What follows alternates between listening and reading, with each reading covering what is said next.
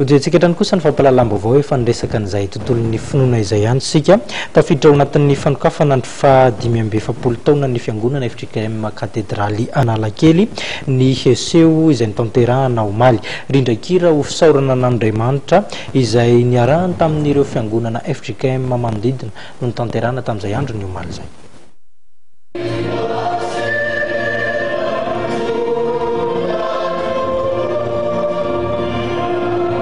Nototsaina omaly teny amin'ny FJKM Analakely ny fanokafana tamin'ny fomba ofisialy ny fankalazana fa 5 taona ny FJKM. Nanamarika amin'ny fotoana ny fampisehoana rindrakira ho fiderana ny anaran'Andriamanitra noho izany fotoan-dehibe izany.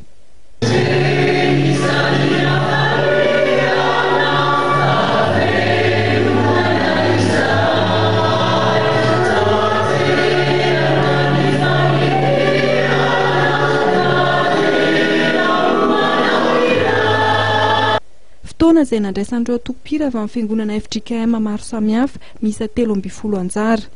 Etrika izay nampitondraina ny lohahevitra hoe antema amin'ny fanantenana. Araka ny fanazavana dia mifandraika tamin'ny jobily fankalazana ny hira fiderana ny vetesin'ireo tokopira na ny tanàna amin'ny fotoana. Maro ireo fandaharam-potoana entina anamarihana izay fankalazana ny 5 taona ny FJKM izay mbola ho taterina miandalana eto ihany.